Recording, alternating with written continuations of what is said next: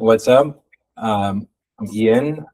Everyone except Nikolai knows me, so now everyone knows me, which is cool. So the reason I wanted to do this in the first place is because in our community, there are tons of people that have a lot of stuff going on, a lot of aspirations, a lot of creative projects, a lot of side projects. People are trying to start companies. And in some sense, everything's a project, like even developing some kind of physical skill can be a project, learning to cook, whatever it is, you know what I mean? So there are principles that can be applied to pretty much anything you're trying to do that's a long-term goal. So I wanted to just take some of the processes that I've learned over time and give them to people so that people didn't have to go blind and feel completely unprepared to do their projects.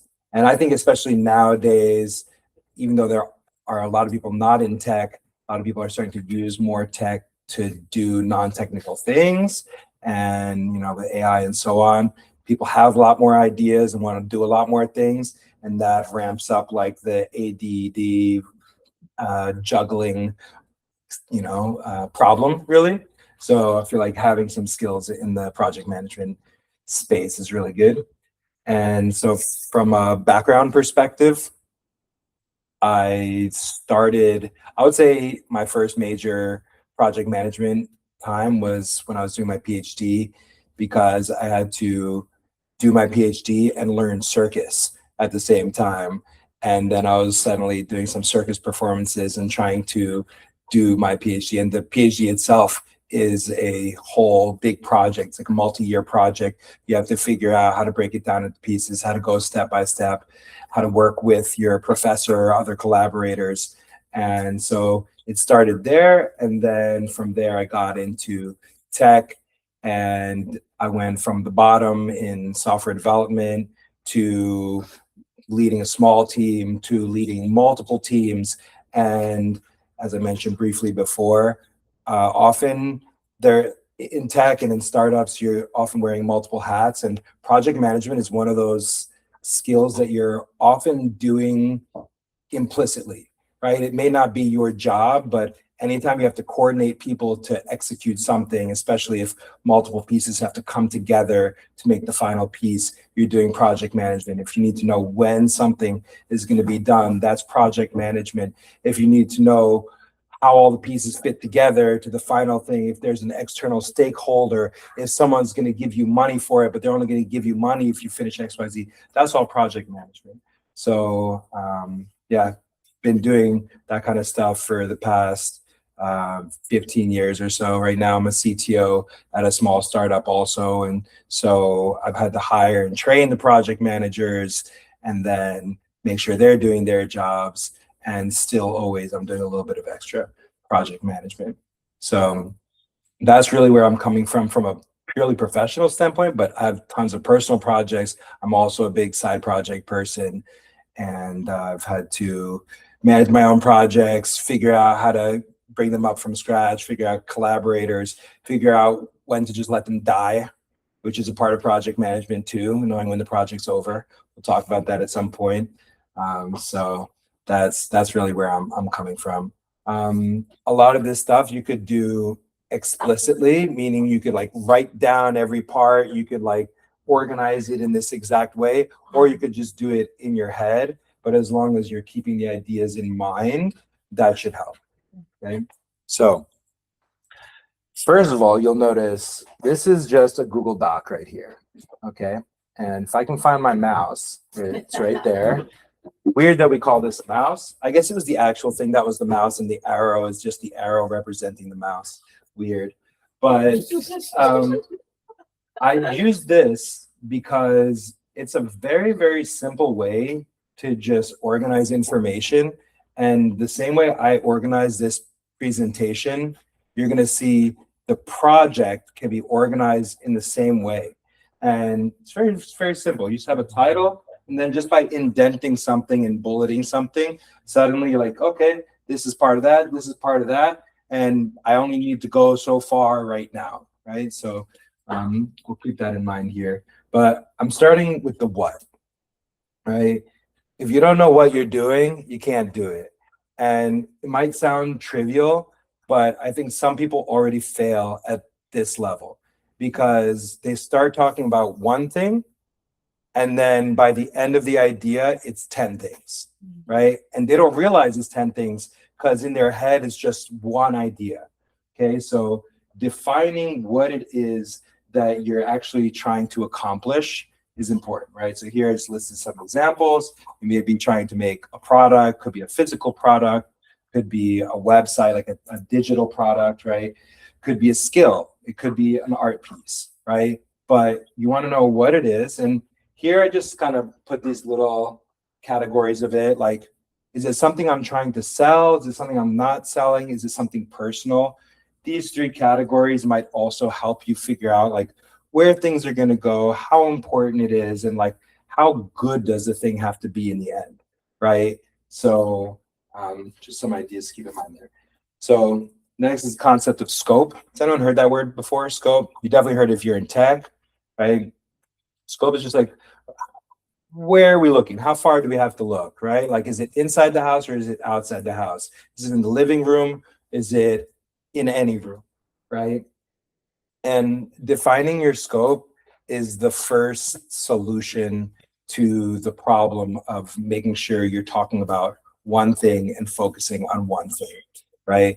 In tech, there's a concept called scope creep, right? Where like you have a client, the client's like, I want a personal website. You're like, great. And then halfway into the project, they're like, my sister also wants a personal website, and I want my sister's website on my website.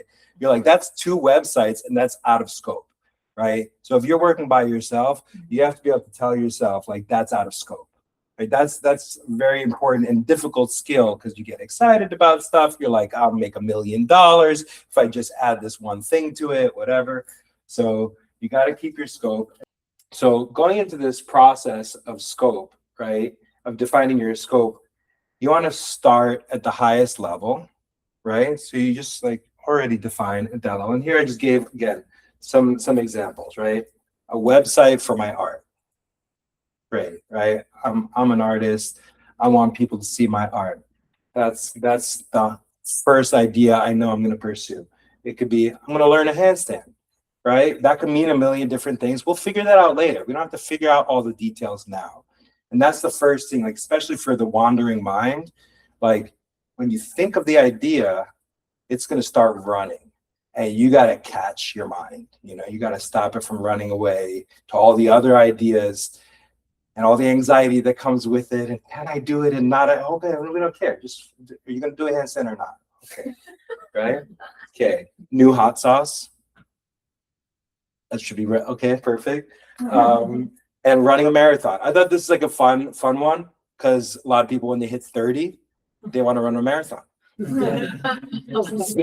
you know, it may be relevant now. You may have already passed that time. You know, you may be on to your Ironman, right? I'm still on 5K. 5K, right? It might be a 5K. All right, I'm gonna have to keep clicking stay on the call. I had 30 seconds. Boom, got you. Okay, so these are the high-level examples. Okay, as I said, beware of getting stuck on details too early. Okay, so what I did here, you want to get quick ideas out of your head and categorize the pieces. Yeah, perfect. That grammatically doesn't make sense, but grammar is not always important. Okay, so I started with a website for my art as an example. Okay. And obviously you need a little bit more detail once you're going to start going for the website for your art. Okay. So I said, all right, one thing I want is to be able to show my existing pieces. Okay. And actually, I would say probably this little gallery thing is supposed to be indented under existing pieces. Right? Boom. Existing pieces. Right? And maybe for that, it's just going to be a gallery. People just see it. Right? I don't want to sell it. They're just going to see it. It's a gallery. Okay. And then there might also be, I want people to be able to commission pieces. Right? They tell me, hey, I want a piece. I'll say, great. Okay. Now I'm going to go another level. And I say, Okay, well, how can they commission it? They can commission it through my choice. You say, hey, I just want a piece, make something custom for me, or the customer might have an idea. Okay, so right away, boom, that could already be a lie, right? If you're starting to come up with an idea, you've never done this before, you might already want to pause and say, what's it going to take to do that? Right? Before you think of every other idea you could possibly do, just take a pause. So could someone think of anything else you might have on your website for art, for example? Comments. What is it? Comments. Comments. Okay, comments on what? I like your art. I want my friends to be able to post like, hey, this is cool. Okay, so that'll be for the whole website, let's say. Yeah. Okay, so we might have like a feedback section or comments. What'd you say? Testimonies. Okay, so testimonies might be for like the commission pieces section, right? So already by having this, the two ideas, like what I might say, Jake's is probably in the gallery, right? You might want to, on a specific piece, say, I like this piece. Great. So then I might just add right there, boom. We're going to say we want user comments here, a little tab. All right. And then here, maybe in the commission pieces, we want testimonies. Okay, good. That's a pretty logical little organization. And you see things already fit into a category. So, and it's very easy to see that with this format, right? So I don't need to go too crazy with it. I can already get some good organization here. So what did I avoid doing? Like, there's more to it, isn't there? Right? So let's see. I did something kind of fancy. Let's see if it worked. Boom. See, I hid this from you guys. I was like, in a PowerPoint, usually what you would do, you would hit next and then it would appear. But I'm like, this isn't a PowerPoint. So I did the invisible ink trick here. And so so initially we said the existing pieces were just going to be a gallery. You can just view them. But actually, eventually, I want people to be able to purchase it, right? So that I put as a hidden layer because I didn't want your minds to go straight there. And you kind of got to play with your own mind where you make sure that whatever ideas you have, you organize them in a way that you can pay attention to the right thing at the right time. Yeah. Why would you want to wait to think of that? Well, in this example, it's pretty, the scope is pretty small. So I might not wait to think about that one. But imagine you had 20 of these, right? At what point is it too much, right? And so the answer, it's going to be up to your own discernment where to draw the line, right? And we'll talk a little bit about that later. But nonetheless, at some point, it's just too much detail. And I might have a little bit, let's see, did I have another little hidden one here? Oh, look at that shit. All right. Sorry for cursing. The recording transcription will blur that out. Oh, so this is just another thing that I hid, right? So it's like, okay, let me see. And here's another reason you might not think about something at a certain level yet, right? Here's a website for my art. If I actually want to make money from it, right? Before I spend too much energy on too many of bells and whistles, we would say, I want to see if I can get some money from the basics. Can I get sales from the basics, right? We're going to talk later about testing, right? But for example, this one that I hid, reference art, which is like where the customer might be able to upload reference art and ideas of what they want, right? That might be a whole project in itself, figuring out like how many files can they upload, like where do they put it, is all art optional, like is all reference optional, does it have to be copyright or not? There's so many things you can start to think of when you go off the deep end like that, or like you start to get into details like that, but you haven't even tested if anyone's going to go to your website, right? So why are you going to put all that work in before you even know if the first part of it is working? Cool. Any other thoughts or questions on this? So organization is already making sense, like just this simple process of breaking things down. Just take each piece, and you could do, websites are easy, they're kind of like my bread and butter because, you know, I've done it a million times for my own stuff. People will tell me all the time, like someone comes to me with an idea and they'll be like, oh, I think that this, and that saves the world because of it solves world hunger. And you have the farmers and I'm like, whoa, what the fuck are you talking about? Let's go one piece at a time, one page at a time. Like, what does the website do, right? Like, what does it physically do? But you can do this with other stuff. So I put run a marathon as another fun project, which initially, and maybe I should have left some of these for you guys to think of. You probably could, but like a few of us at least have done physical skills before, and you can't just be like, I'm going to learn it, go to one class and then learn it, right? Especially something like a marathon, you got to build up to it, right? So there are pieces to it, right? So even this, I broke it down like this: get gear. Why do we get gear first? Because you're motivated when you spend money on something. You don't want to waste that money. So you buy the stuff first, then you feel good about the gear, then you take a picture of it, and then you're excited to do it because there's external accountability. But jokes aside, so get gear, right? Was it that simple? Is gear that simple? What gear are you going to buy? Yeah. Research. Research. Let's do some research, right? Then buy the shoes, the shorts, the sunscreen. I don't care, like everyone needs sunscreen. And what else? Like, you're gonna run alone? You probably want to find some people. You've never run a marathon before. You don't want to get injured. You want a chance of success. You might need to find a program. Yeah. Developing kind of a plan, like a spider web, to understand, okay, what does it take to acquire certain paths? Where is it likely to lead?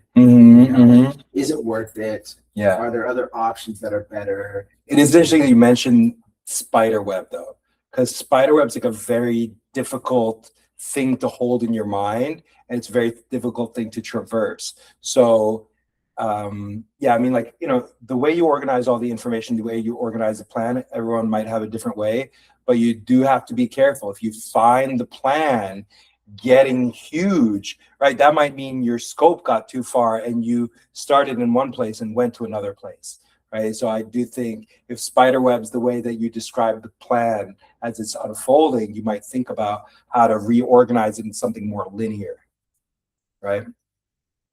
Maybe you could hold the web in your head, or maybe each branch of the web is you go here first and you come back to the center, you go out, maybe it's a snowflake.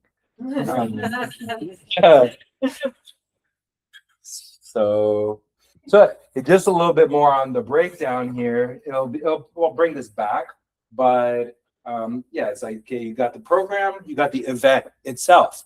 When is it, right? You got to figure out when it is. Can you afford it? You know what I mean? Is someone going to sponsor you? Probably not. Then you got to build up your running ability, right? And this will probably be part of the program that you found, but you might start with a mile. Like, how do I feel like a mile? That I already injured myself indefinitely? Should I just stop there?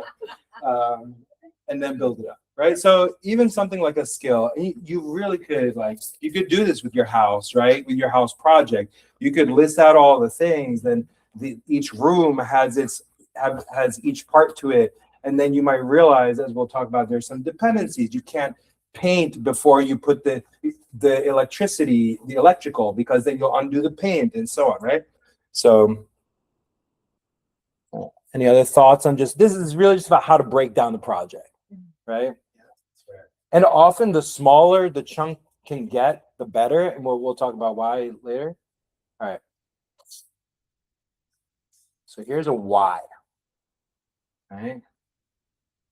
Should I spend time on this? Why should I spend time on this? Right. So you might have a whole bunch of different reasons that you might do something. Not all reasons are good reasons to do something, right? And sometimes you might have a good reason, but there might be something else with a competing reason that's a much stronger reason. Right? So knowing why you're doing something is important. And I don't know if anyone's been far enough into something and forgotten why you're doing it, but it can be kind of unsettling, right? So it's good to know when you start it, why you're doing it, and as you go along. The reason might change. It doesn't have to be a static, constant reason, but you got to make sure you know why you're doing it, because if you don't know why, you're probably not gonna bring it to the end, right? And sometimes the reason is because you started it, and that's not always a great reason. That was me with my PhD, honestly. I was like, am I only finishing this because I started this and I got this far? Has anyone heard of the sunken cost fallacy? Yep. Right, Jay, can you tell us what the sunken cost fallacy is? Some cost fallacy is when you spend time or resources on a project, and because of the time or resources you've spent, you want to finish only because of that reason alone, but no other reason. Yeah, you're like, well, I can't stop now, otherwise it would have been a waste. All my effort would have been a waste, right? But how long does that go on? How much more are you going to waste, right?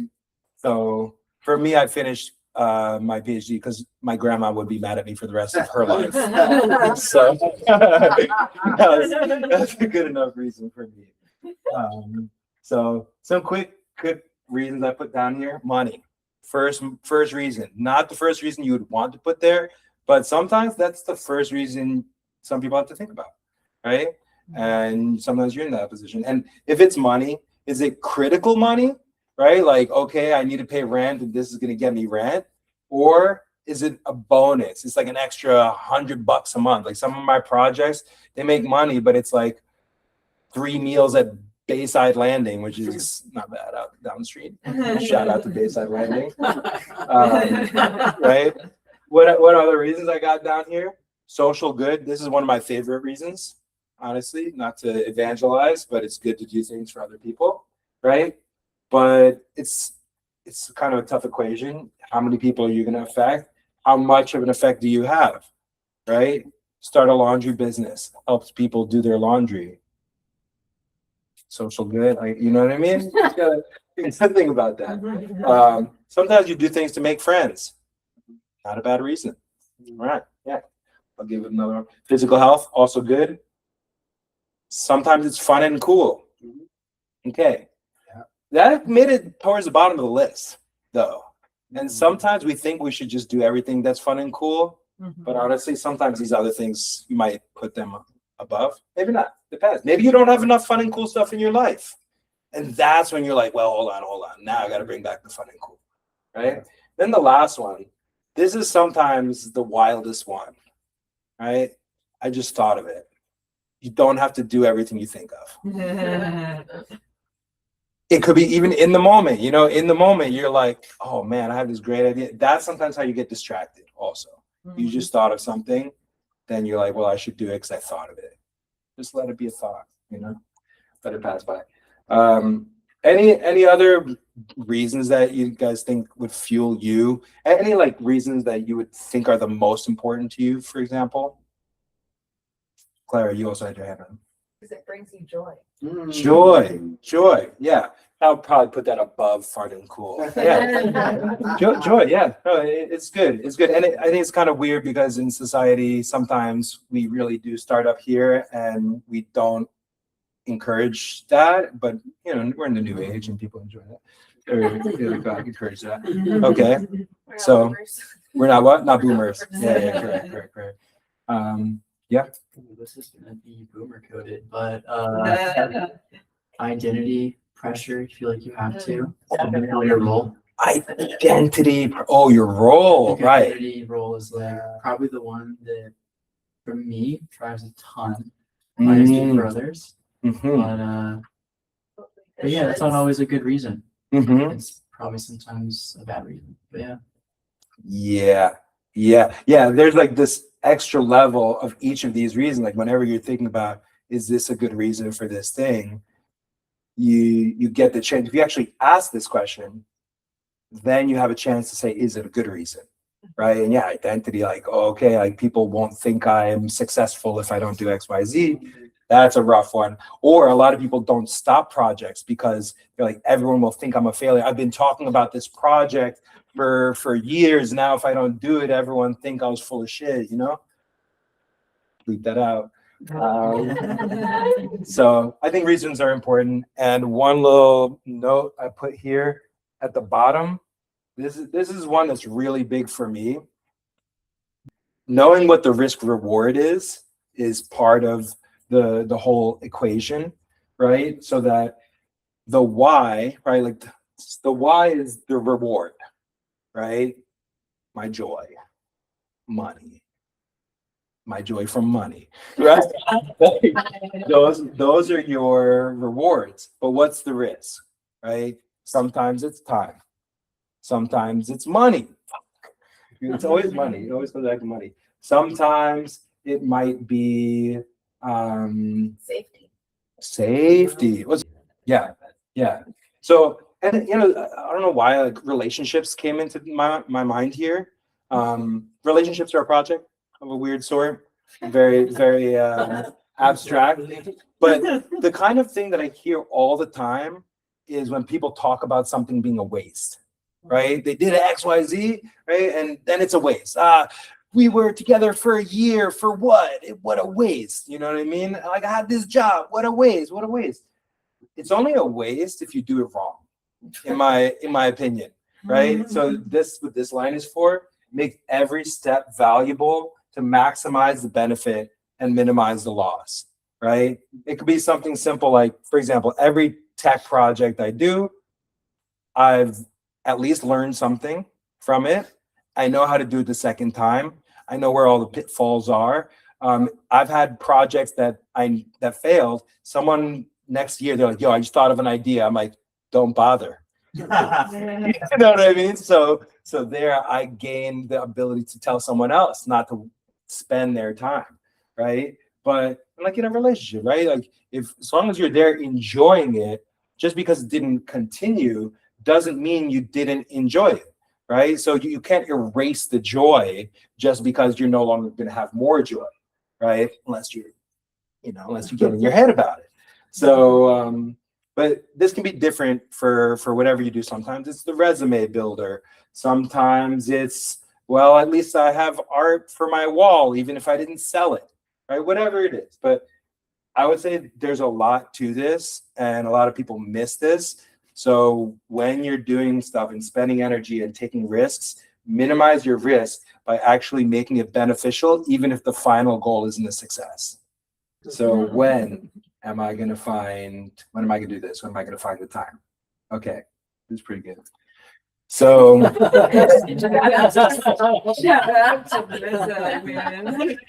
sorry. So first question when I'm thinking about when is like, how urgent is it, right? Urgency is like, okay, I need to do it. Like you're bleeding, you got to stop the bleeding. That's urgent, right? I want to learn a handstand, probably not urgent. If someone might be able to argue it, I would say no to whatever they say. You know what I mean? That urgency could be financial, it could be existential, it could be health, things like that, right? So start by knowing how urgent it is.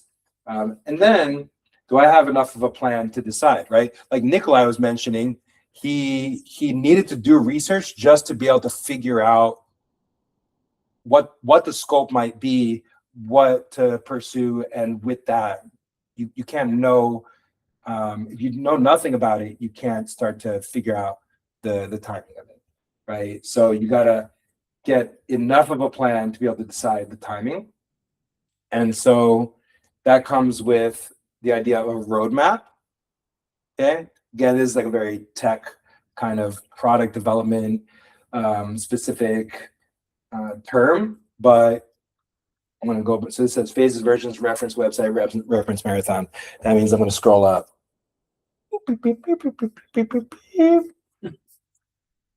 Not very high tech. Okay, we're going to highlight it so we can see all the ghost text. We didn't even talk about. So here, we just wrote everything out without thinking about when we're going to do it, right? But now to make a roadmap, right? Roadmap is kind of like more linear, right? Now we can start to talk about, well, what do I want to do first, right? Clara made a shoot yourself in the head a kind of gesture. So if you ask this question, right, which do I do first, that helps right away, right? Because people all the time just get overwhelmed by the scope. You see too much at once, you get anxiety because you think all of it needs to be done at the same time, but it doesn't, right? So in the website for my art, where would you guys start? The domain name. Domain name. I didn't even put that here. But in terms of this category, I mean, that's fair. That's fair though. The domain name is one of the things you would need to figure out. Would you start with that? No. Okay, all right. What pieces do I want to put on there? I know an artist who just actually made his own website and did not put everything on there all at once, like just decided on a couple pieces. Okay, Did so not make starting it with one existing, he started with existing pieces Yeah, and then figured out which ones are the best pieces that he wants to start. that he wants to start with. Yeah. I mean, for me, I would honestly like so I would start under the assumption of, do I need my own website? Okay. Are there other platforms that might be able to provide this to me without me going through this hurdle? So you, Instagram. but so you turn that into a how, you turn that into a how question. You turn that into an implementation question. So website here, we could think more abstractly as like a way to show my art, right? And if you think about it more abstractly in that way, then whether it's a website or another platform, that becomes a how question, but we don't want to touch the how. And tech people are notorious for jumping into the how. I'm like, hold on, we didn't figure out the what yet. We didn't figure out the when yet. We're not going into the how. And so it's good to be able to separate those. But assuming that we mean this as like something to display the art, right? And the other thing is, we started with this roadmap, right? We don't want to start adding in all this new stuff. Presumably we figured out this is the important place to start, right? So, but let's say we started with existing pieces. That's great, right? Because there's already enough to existing pieces. We don't have to jump to commission pieces, right? That might be more complicated. And I already have this art. Why don't I make value from the existing pieces and see if anyone cares? You know what I mean? Let's test it out. So the roadmap can start with existing pieces, then go to commission pieces, right? So that already, boom, now your headache can get smaller. Now you can do this and literally not think about this until either you finish this or this is close enough to done that now you can start thinking about that. Do you feel better now? Honestly, sometimes it's that, you didn't go through a process yet. You know what I mean? Like, again, if everything's in your head, that's sometimes the hardest thing. Like some people are better at holding like images or, ideas in their head, but sometimes writing it down, it relieves you of it. So you don't have to memorize it anymore because you're literally doing this in your head, right? And you start going deeper and deeper and maybe it turns into that spider web, right? And as it turns into that spider web, it's way harder to hold in your head too. So just putting it down somewhere, offloading it helps a lot, right? So it's a pretty simple concept, the idea of the roadmap, right? It's like you already outlined the whole thing. You stopped at a certain level of detail that is irrelevant, and then you just start to choose what comes first. Simple as that. Right. And again, for marathon, maybe is like a little bit more intuitive because you end up with, like your physical limitations, whatever. But actually, let me not jump over that. Let me not jump over that at all, actually, because there are things, sometimes you can do things in parallel, right? Which means it's not, like in parallel might literally mean at the same time, but it might be like across a week, like you can get a few different things done for your same project, right? Getting gear, doing research, I can do this at night, and then I can start my running. I can at least start something basic while I figure out the program, right? But I don't want to go too far until I have a good program, right? So you figure out what you can do at the same time, same time in some kind of like broad sense of time. And you also start to figure out what's dependent on what, right? Like you don't want to run 10 miles without good shoes, for example, right? And you probably don't want to run 20 miles without a good program, right? So figuring out what's dependent on what helps a lot. And sometimes you do need to go down a level of detail to figure that out. but it's one of the most important things of planning. For example, let's say you're just planning to cook a meal, right? You got to know the ingredients before you go shopping, because you don't want to be cooking and realize you don't have any milk, and that's the key ingredient. And yes, you can substitute it with water. It may not work for this recipe, right? So knowing just enough to figure out the dependencies between them really helps with the scheduling too, right? Like, don't do the painting before the electricity. Can I recap what I'm hearing? Yeah. so far? Please, yeah. So I'm hearing is like the order in which things are done is important. So step 1 is defining the what. Mm-hmm. Step 2 is defining the why, like why you're going to do this thing. Mm-hmm. Figuring out if it's a good enough reason to even do it at all. Mm-hmm. Step 3 is defining the when you're going to do it. And in order to figure out the when, it's like defining the when, not just of the project, but of each step within the project. And in order to do that, you might need to think more detail to figure out the dependencies. Okay. Perfect. Yeah. Anyone want to add anything to that? No? Yeah, and you were about to also, you almost said you got to figure out a little bit of the how potentially. So let's go all the way back down. Well, dependencies can relate to how sometimes. Correct. Right. Let's see, but we have a little more information on the when. So let's see what that is, because I didn't remember it. Okay, so this is like a quick touch on the multi-goal problem, right? Because in a real life schedule, it's not just the schedule for the one thing, right? So this is where those whys come in. And it's also where the urgency comes in, right? You might have a really good reason, like this project might save the world, but it might take 3 years. So I can brush my teeth right now, right? Because that's a little more urgent, right? I mean, I guess you could go without brushing your teeth for a while. You have to go to the bathroom, let's say, right? You can go to the bathroom before you finish your 2-year project. And the other thing to say there is sometimes there are low-hanging fruit. You guys ever hear that expression? It's an annoying thing to hear all the time in tech, but low-hanging fruits, like, you know, yeah, there might be a fatty grapefruit at the top of the tree, but you might have some berries right here in the bush, right? And so maybe you can eat a few berries to hold you over before you figure out how to climb that tree and grab that grapefruit, right? And so, but Or do a couple small projects, just like tiny little decisions. Feel the wind. the winds, feeling the winds. Winds. No, that's exactly right? Because motivation is a big factor, as we already discussed, right? And sometimes the way to get motivation is by doing something else better, right? Or to finish and feel like you accomplished something else. So sometimes that's about breaking something big down into smaller pieces and being able to accomplish smaller pieces.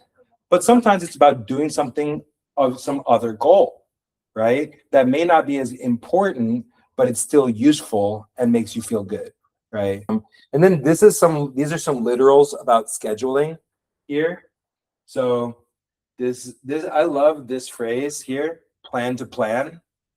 Okay, it's kind of meta, but if you're always trying to plan while you're executing, then you're never stopping and focusing on the task that you're supposed to be doing, right? And sometimes if a project is big enough, you have to just like set aside time to plan. So for example, and I'm gonna throw this one in at the same time, have a regular time for a given project or activity. So I used to have every Sunday, back when I lived in OB, I would go to OB Brewery and I would work on something. I wasn't sure what I would work on. I had like 1 or 2 projects that I might work on, but I at least knew I had time for that, right? And this, by the way, this is prioritized in a way that other stuff doesn't move it out of the way. Like a big pitfall a lot of people get into. You might say, oh yeah, I think I'm gonna work on that tomorrow. And then someone's like, let's go to the beach. And you're like, oh, that sounds great, right? When you schedule some time for yourself for something, that's just as important as whatever the hell else is gonna come up, right? Like, yeah, you could prioritize it, urgency, and so on. But if that's your time, it should be unlikely that something else pushes it out of the way. Handstand Tuesdays. Handstand Tuesdays never moves. We're always there. You know what I mean? Yeah. Whether he is there or not. Yeah. Well, no, I'll be there. Well, unless I'm not here. That's- I'll be there unless I'm not here. There's a quote that I really like that says, "Those who fail to plan to fail." Ooh, love that. Yeah. Feel like, yeah, just take the words, flip around, it's gonna sound good. But no, that's very relevant. So okay, so in that time, so this is combining the first one and the fourth one. So like every fourth session or something like that, I wouldn't know exactly what I'm gonna work on, but I already had the time to sit to work on stuff. So every fourth time, I would then make my plan. What's next, right? So these go well together, right? Otherwise, estimation is really important, right? Whatever your task is, if you can estimate it, you can figure out when you're going to do it. If you have no idea how long it's going to take, you're not going to figure out when you're going to do it. And you're going to have anxiety about it and you're just going to defer it, right? This can be hard. Estimating can be hard. So one, the smaller the task is, the easier it is to estimate, right? Yeah. And that's why we did that. Go back to step one, the what, right? Which of the little bullets are you doing today or are you doing in your next session, right? How long will that little bullet take? How long will it take to just to figure out how to let users add comments to the gallery, right? How long will it take to do research to figure out what shoes to buy?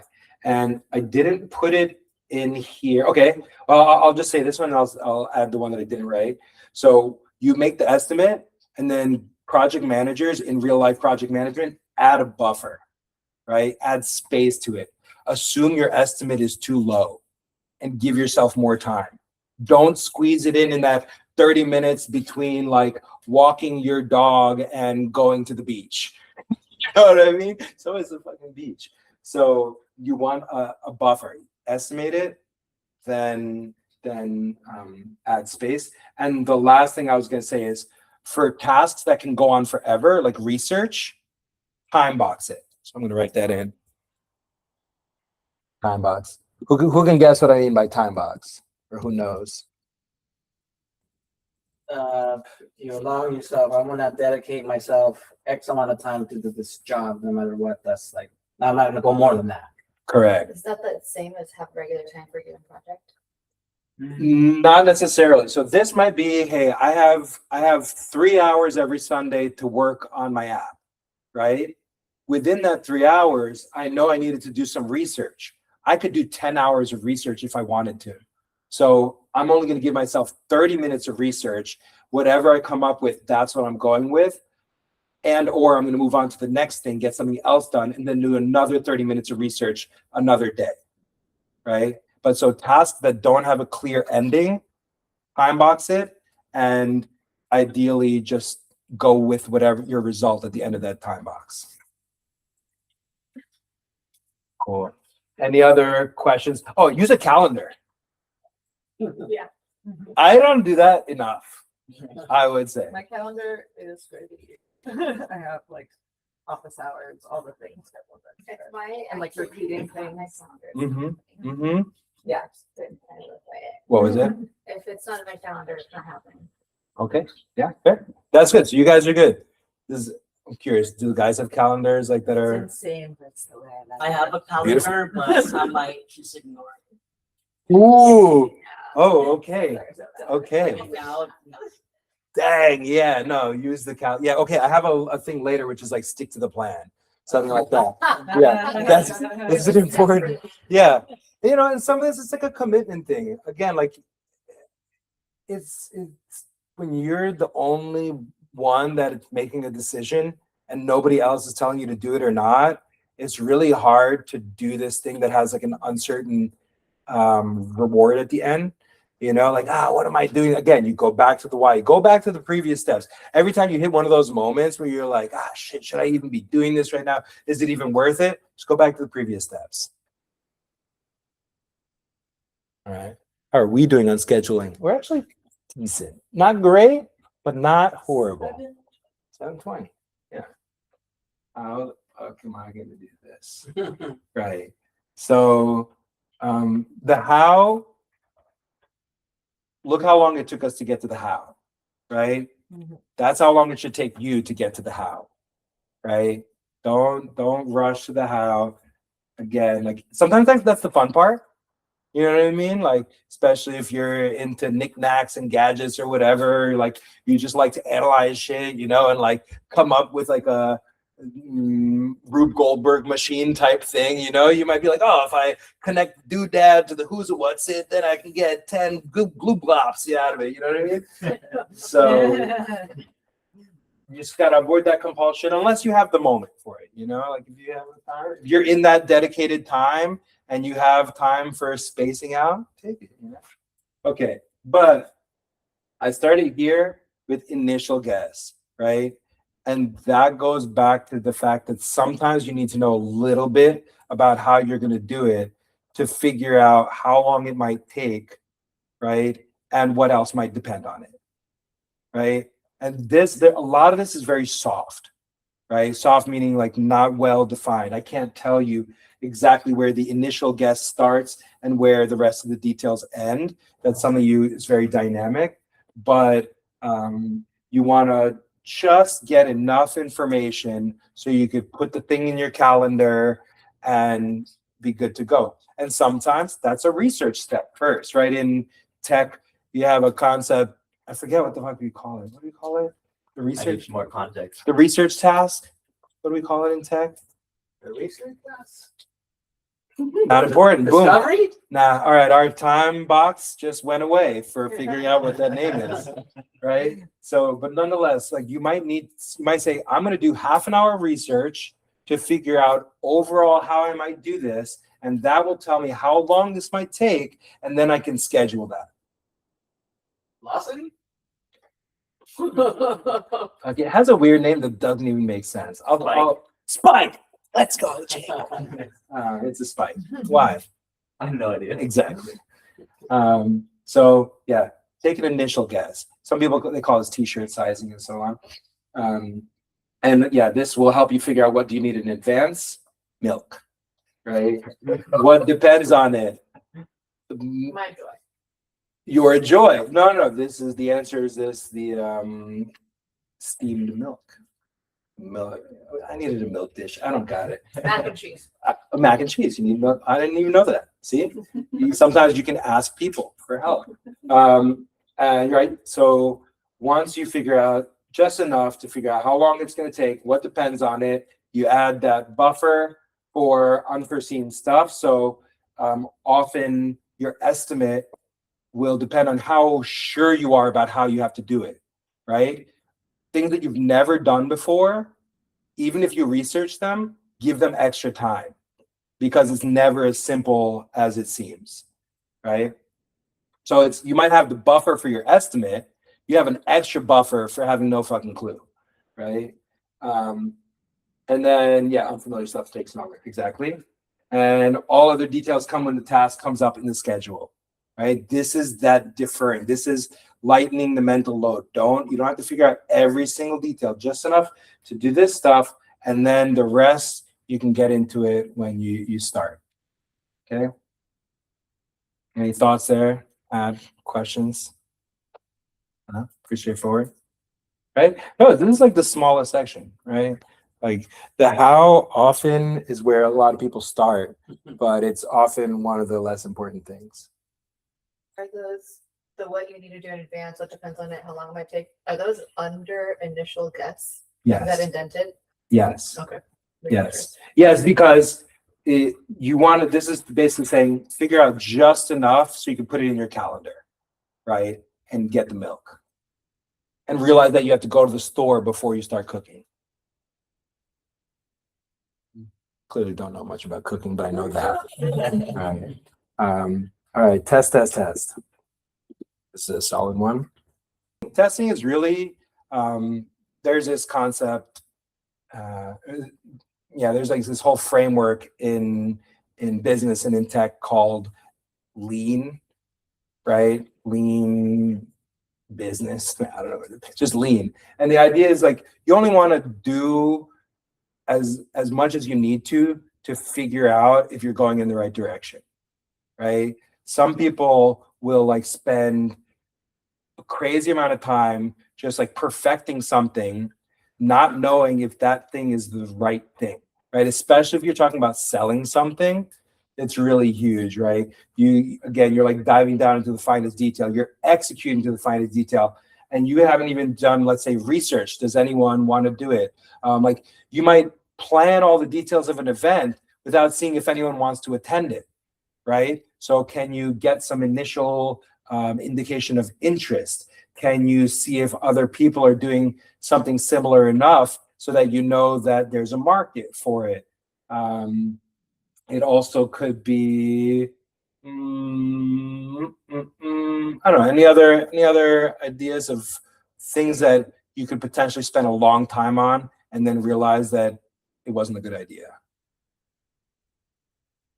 Yeah, like somebody already launched what you were wanting to do.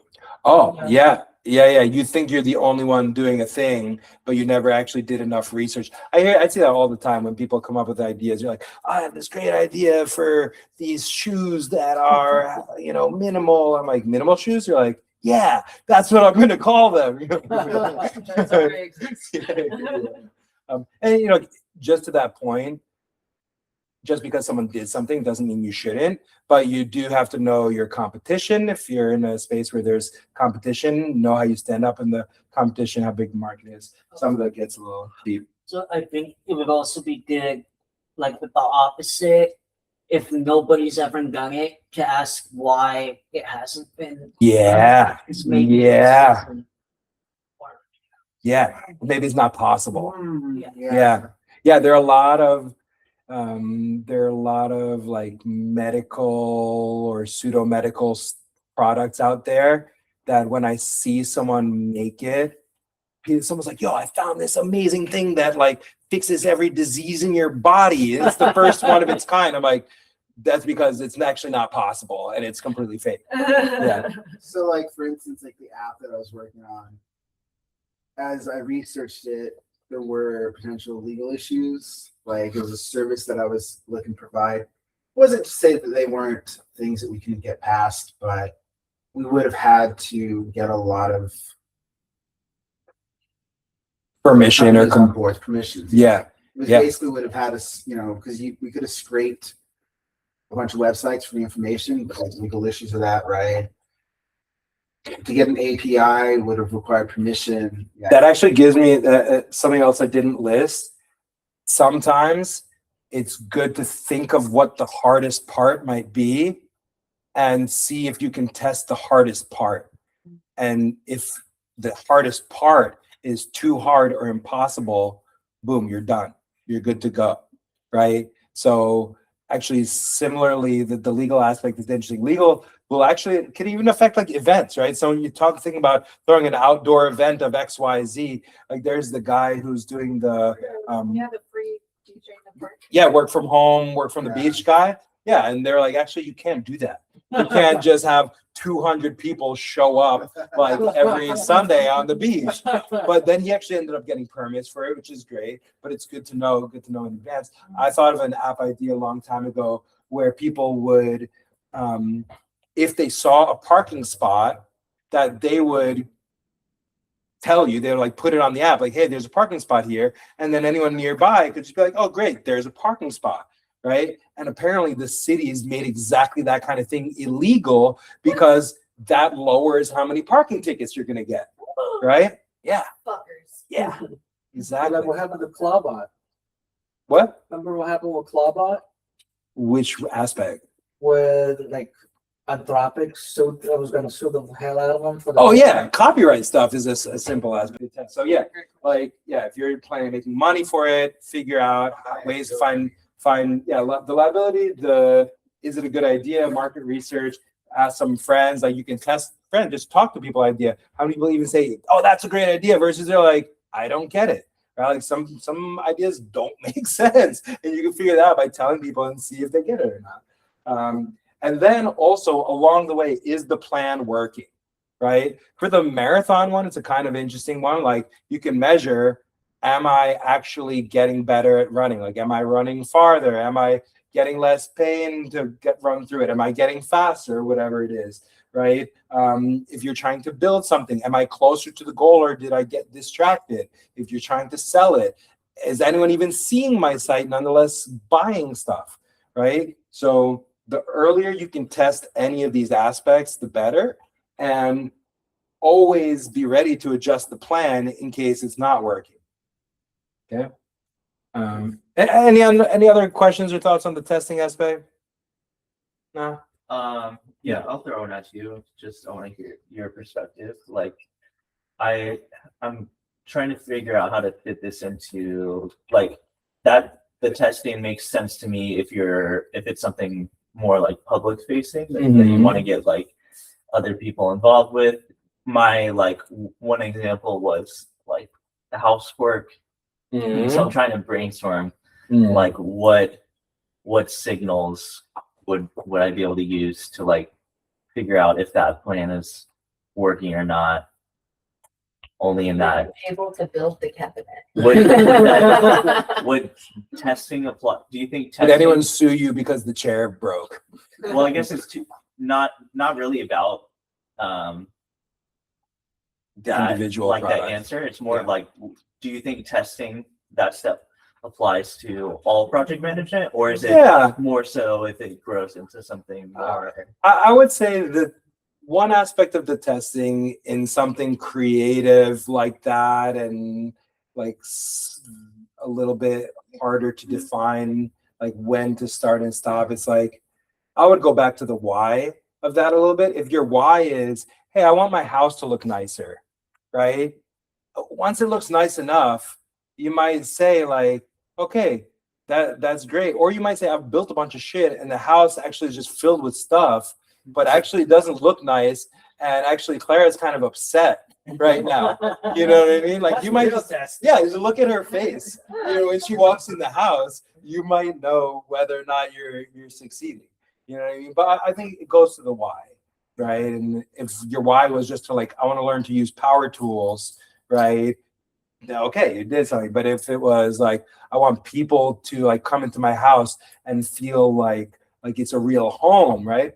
And then they come in and they're like, oh, interesting. You know, like, that might be a test. A good example for that, Jake, at least for me, like when I'm like doing stuff like that, I have in the past, I remember I will build something and then I didn't test all throughout, and then I realized the shit's backwards and I have to take everything out and redo it again. So then now when I'm doing things, it's like I measure, I put this in, I put the screw, I look at the thing, and then I do like incremental changes.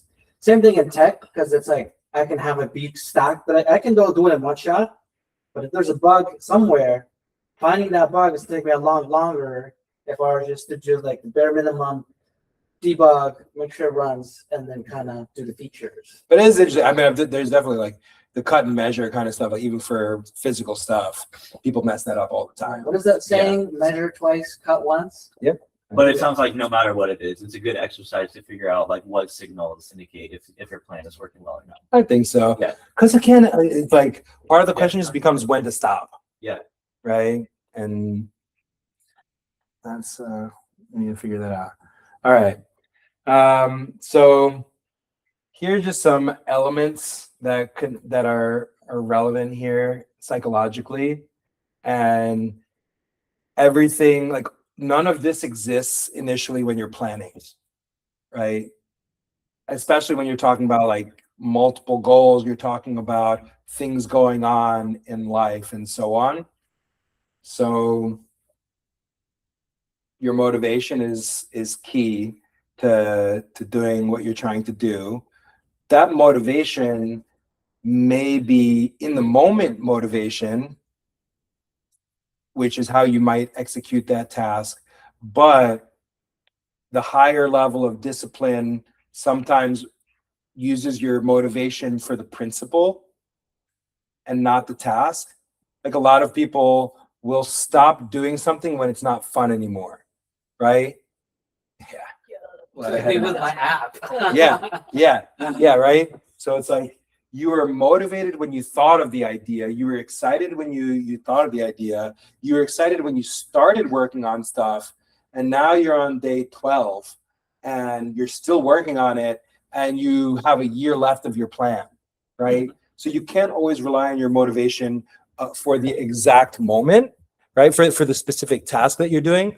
Sometimes you need your motivation for the principle. Like the motivation for the why sometimes will carry you through the moments where you don't have motivation for the specific task. If you always expect motivation for the specific task, you're probably screwed, right? There are like a lot of workout memes about this kind of thing, like motivational stuff, but it's very true. Like you can't have motivation for every workout, but you have motivation for your goal of working out, and then you have your discipline and your commitment to the original why, right?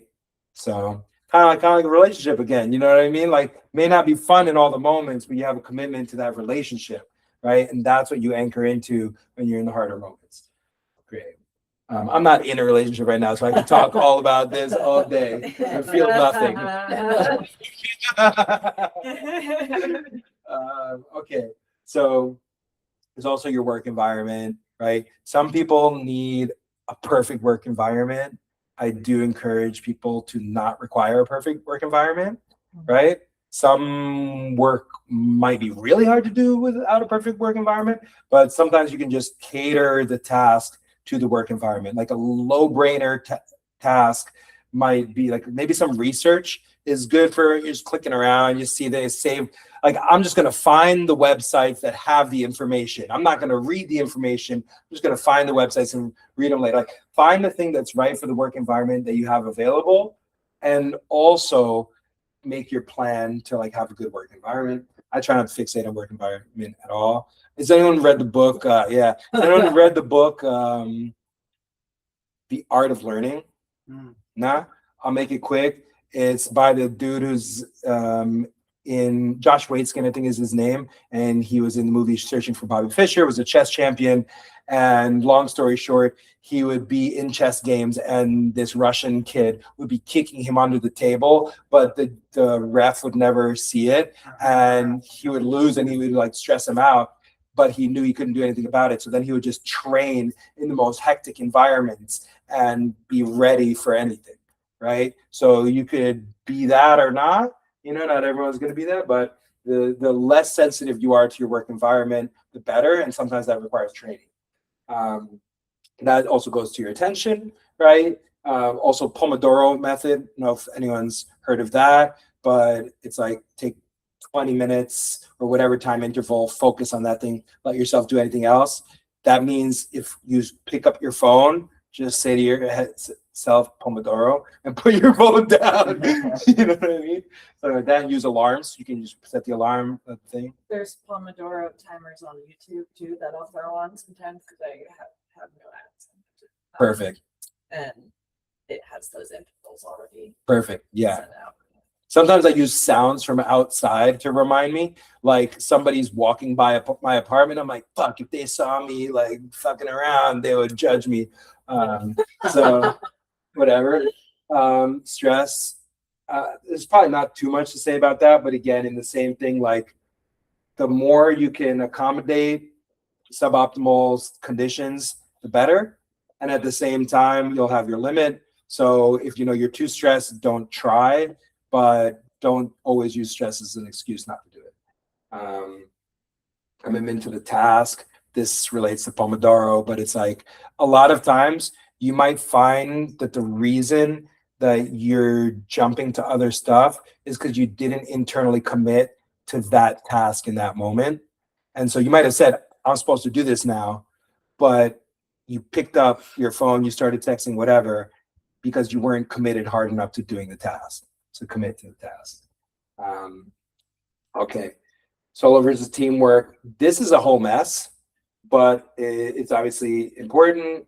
Just the quick notes is help can be good, in all these ways, right? Relieving necessary might increase the potential, but you have to manage it. So as you decide to work with other people, that's part of the equation of like, okay, how much of a deal is this? And when you think about the dependencies, everything multiplies, and you kind of have to do all of the processes here. Maybe that's what I'll slow down on. I'm rushing a little bit because we're getting to the end of time. I'll slow down on this point.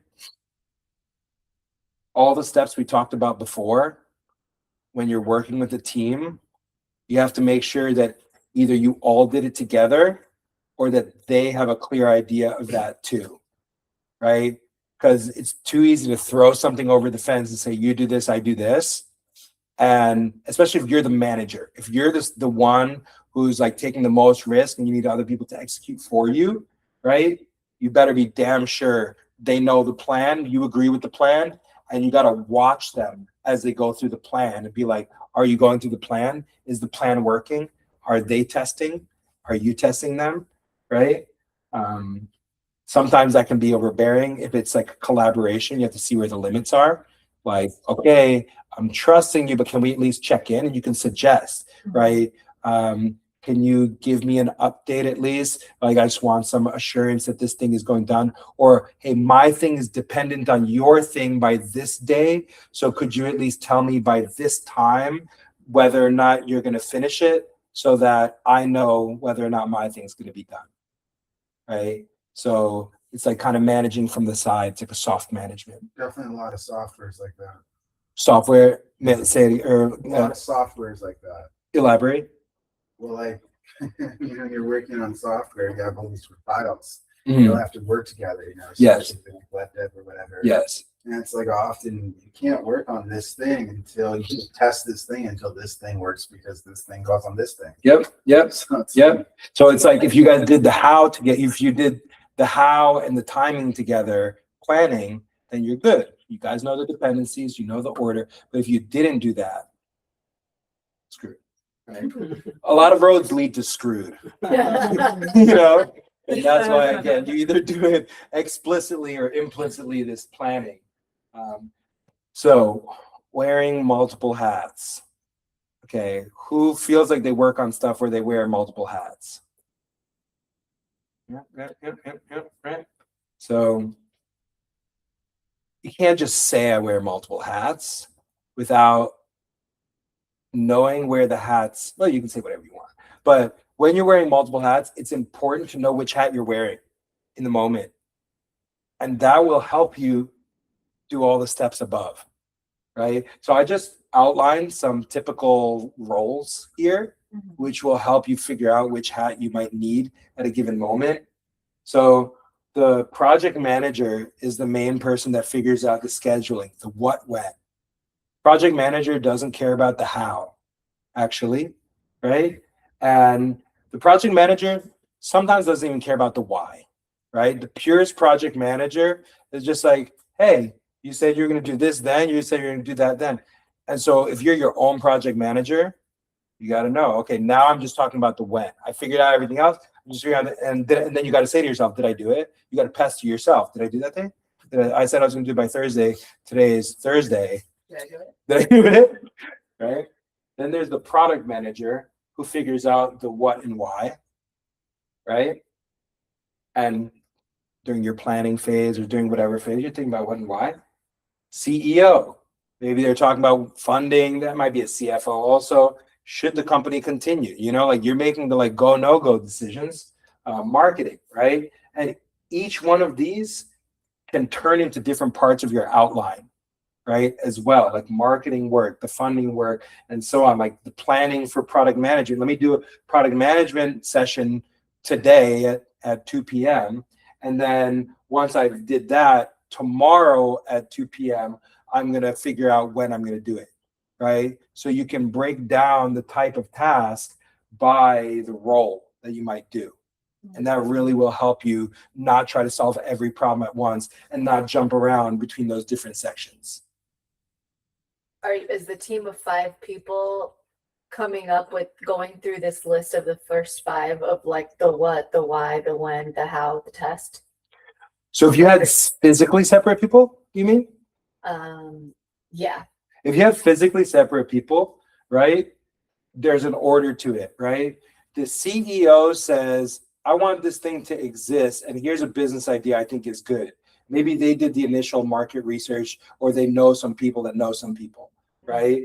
Then they say, hey, product manager, figure out exactly, like, prove that this is a good idea by doing some extra research, and then figure out exactly how it's going to look, right? And then the product manager's like, and the project manager's like, well, when are you going to figure that out, product manager, right? Like, when are you going to give me the specs? And the product manager says, okay, I guess I'll do it on Wednesday. Then on Wednesday, they're like, here are the specs, project manager. Then there's like the executor, but maybe let's say marketer is like a developer, also engineer or something. It's like, now we know we need to do the marketing because the product manager said we need to market the shoes. We just made new shoes, and now we need to market the shoes just to see if we get clicks, because we don't even need to build the shoes till we get the marketing done. So project manager is great. When are you going to make the ads, right? Okay, Thursday. It's Thursday. Just make the ads, right?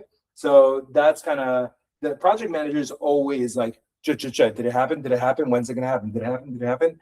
And then like these other roles, they kind of like come in and out, or they're doing things in parallel, depending on how much work they have. But when you're one person, you know, this is more just about making sure you're not focused on too much at once. This can include life stuff, right? This could include real goals and so on. But the schedule is really critical. The more you have, the more important it is to schedule, right? The likelihood of successfully doing multiple initiatives without a good schedule is very low. So definitely spending a lot of time on scheduling is important. Sometimes do what feels good and relieving in the moment, even if unplanned. This kind of goes to the psychology a little bit, and like doing something validating or doing something rewarding every once in a while, right? So the more you have on your plate, probably the more you need to do this, right? Sounds ironic because you think you have less time for that, but if you make less time for that, screwed. Get it? See how this works? And that's where sustainability comes in. And this is something a lot of people don't think about enough, right? Like simplest example of something unsustainable. Somebody who's never worked out before says, I'm going to work out 7 days a week. That person's going to work out 3 days this week. They're going to tell me I've worked out every day this week and I'm working out 7 days a week. On the fourth day, they won't work out, and they won't work out again for a year, right? Because you're going to be so fucking sore and it's going to be so foreign for them. So you have to start with less, get good at less, and then add more, right? Like, unless you've proven that you can do a ton of stuff all at once, do not, you know? And sometimes I think part of this is kind of interesting, is figuring out what counts and what doesn't count as more or less. Like, people all the time, they're like, I don't have time. Some of those people are full of right? Because what they mean by they don't have time is that they haven't thought about how much time they have. They haven't gone through those previous steps, so they don't know how long the stuff takes, right?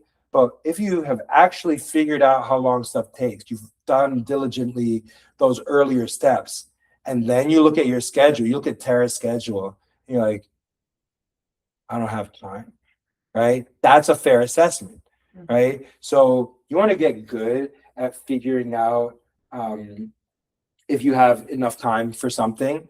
And that also comes with knowing yourself and your own ability to manage stress and so on, because you might think you have enough time for a month, and then after that month, you're again like going back to the why.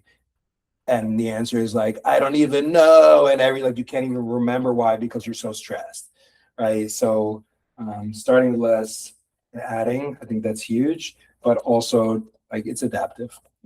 So this is a really tough one to figure out. It can be adaptive. If you have major life events, cut stuff out. You know what I mean? Go back to prioritization, go back to your whys, figure out what you can cut out. Don't be afraid to cut stuff out. And yeah, everyone has their limit. Sometimes it's a time limit.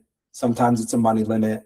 Sometimes it's a physical limit. Sometimes it's an emotional limit. Sometimes it's all the above, and they're all interdependent, right? So nobody has no limit. Everyone has a limit. So don't think that you're so special that you have no limit and that you could do, superhuman stuff. Assume you can't. And if someone else looks at what you're doing, like, that's superhuman, that's great, but don't assume that. So part of how you can do this, to start with less, get good at it, and then add, you can use this process right here. And this is really good for skill building as well, but also projects and so on. And this, oh my God. So you first figured out the plan, you can start trying it, right? And let's say we started with less, which is good, right? I have time for immersion. Immersion is when you go hard on something, right? With language, it's like, oh, you go to another country, right? And you're talking language all the time, but it might be like your heavy running time, right? You might be training for your first marathon, but maybe you're going to run 10 marathons, but maybe training for your first one is the hardest you have to train. And then after you've built that foundation, right? Or you have to build your company, you have to hire people, you have to figure out the logistics, you have to figure out what software you have to use. But after you've built that foundation, now you can go into maintenance mode, right? And you can do less, you can still keep it going, but you already built enough momentum, whether it's motivational momentum or physical momentum, and you built enough of a foundation, and maybe you got enough help that now you don't have to push as hard. Right? So this is like a sprint, right? Like you're really trying to go fast to bake in enough and be sure that this thing has what it needs to be successful. It has legs. And then you can go to maintenance. And this is when you add more, right? Don't add more don't add skill number 2 when you're in immersion of skill number 1, right? Because you're bound to start getting crossed up, lose motivation, and so on, right? So immersion, feel good about where it is. No, for me, immersion, like for music, right? I learned to play trumpet. I played for 2 months. I played pretty much every day for 2 months. I can always pick up the trumpet again and play it at the same level. Maybe I need like a day or two to kind of like get a couple things refreshed, but I can play it at the same level because my immersion phase was good enough, right? If you lack here, like there are people, for example, take our handstand goal. There are people, they never do immersion. They're like, I do 3 handstands a day. That's my handstand. Like, that's not immersion. That's 3 times 7. That's 21 handstands a week. You know what I mean? That's nothing, right? So those people, every time they come back to it, they're always at the same level, right? Which is not a good level. So your immersion phase has to be significant enough that you hit like level 2. Right, go to level 2, go to the place where if you go back to the app, you can add something to it. And you already at least like got your MVP, your like minimal product out, whatever it is. Then put it into maintenance. But also look at this, or quit or finish, right? If you did immersion, you got something good out of it, I'm pretty sure. And if in maintenance, you realize it's not going to go anywhere and you're not going to have another immersion phase and your why isn't good enough anymore and you already got your main why, just quit. You can quit. There's no shame in quitting. 7:59.